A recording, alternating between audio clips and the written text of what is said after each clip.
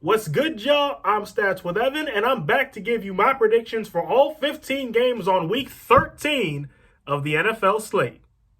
As always, these predictions are completely, totally, and 100% unbiased. That means I'm not basing these off which teams or players I like better. I'm just basing these off which team I think is going to win this game, this week. That's it. With that being said, let's get into it. No Thursday night game this week, so we'll move straight to the 1 o'clock slate. And we'll start with the New Orleans Saints taking on the Atlanta Falcons. Now, I don't think I can rely on either team's performance last week to give an analysis of this game. On the one hand, the Saints were dominant, but the team on the other sideline didn't have a quarterback. On the other hand, the Falcons were also dominant, but they haven't played anywhere close to that at any other point this season. In the case of consistency, it's advantage Saints, and it's not even close. So I'm going with New Orleans 34-20 over Atlanta. Up next, we got the Detroit Lions and the Chicago Bears. This one's a bit tricky to decipher, but I think I see where I'm going. The Lions have had trouble stopping just about every team that came across their path, but the Bears lately have had an offense that's... I don't think there's a word to describe how bad they are. The Bears have even had trouble against lackluster defenses like the Lions. Plus, the Bears needed an insane fourth quarter comeback the last time they played the Lions, and I don't like the odds of that happening twice, so I'm going with Detroit 24-13 over Chicago.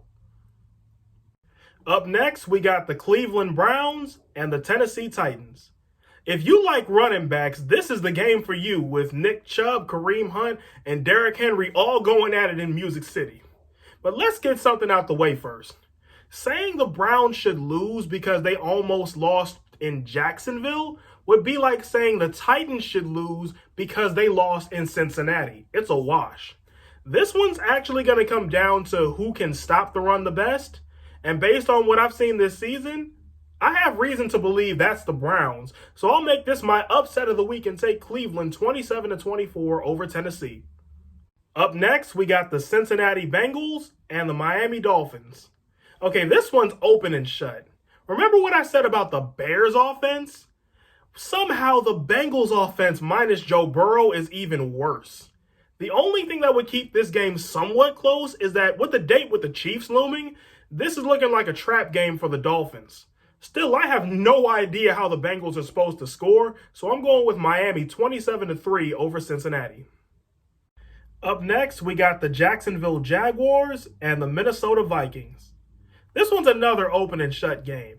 The only advantage for the Jaguars is, stop me if you've heard this before, but they're a possible trap game since the Vikings go to Tampa next week. Still, this is the Vikings team with a full head of steam, so they're not likely to be distracted.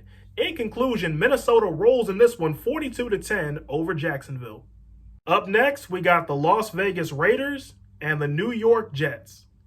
This one's another easy one. The Raiders may have had an absolute dud last week, but it's unlikely that would happen 2 weeks in a row, especially against a team like the Jets. Josh Jacobs and Nelson Agholor may be questionable for this game, but even after that, I just don't see them losing this. I'm going with Vegas 21-10 over New York. Up next, we got the Indianapolis Colts and the Houston Texans. Well, the Texans may have had early rest, but that's the only edge they have here.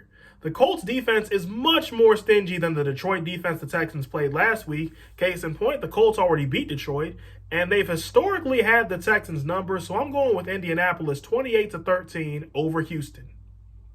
And now we move to the 4 o'clock slate. First up, we got the Los Angeles Rams taking on the Arizona Cardinals. Suddenly, it's been a minute since I've been right about either of these two teams, so I'll try to tread lightly. The Cardinals seem to have hit a snag in their season, while the Rams are still struggling with consistency. When I look at the injury report, I'm seeing Jalen Ramsey is questionable. For that reason, if nothing else, I'm going with Arizona 31-27 over LA. Up next, we got the New York Giants and the Seattle Seahawks. Okay, this one's also open and shut.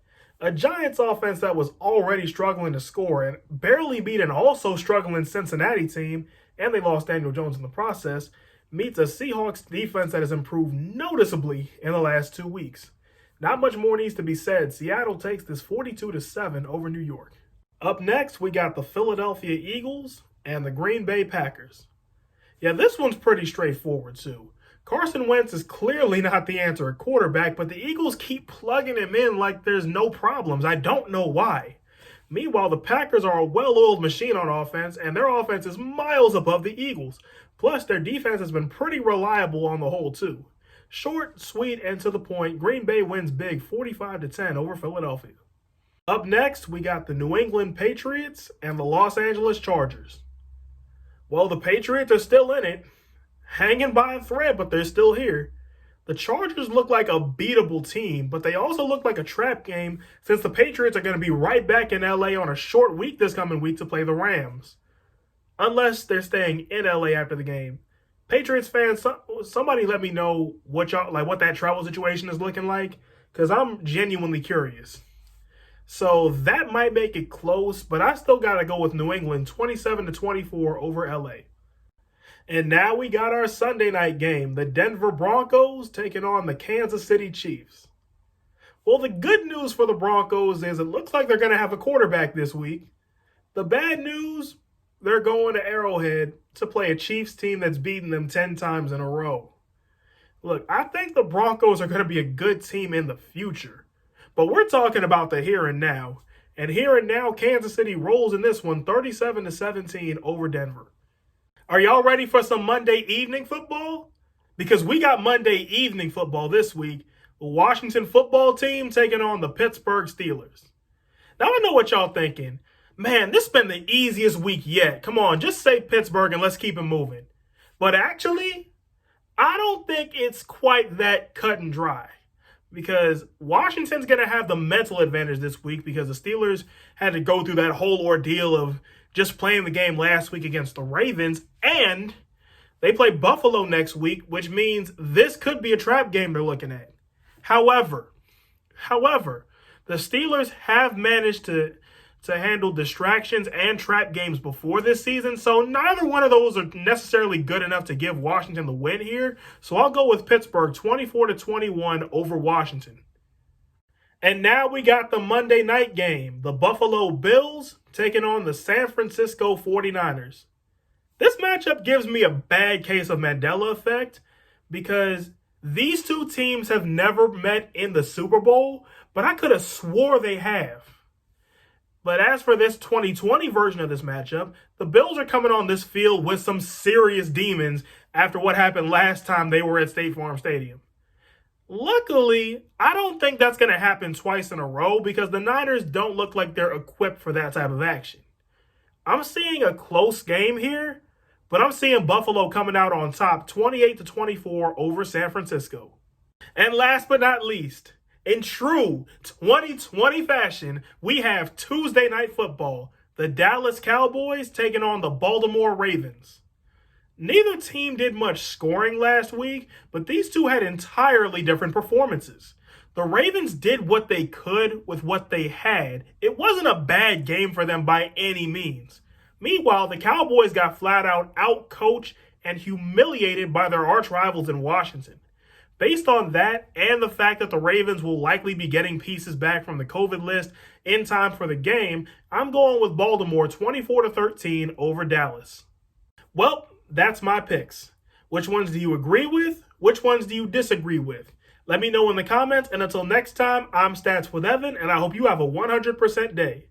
Enjoy the games, y'all.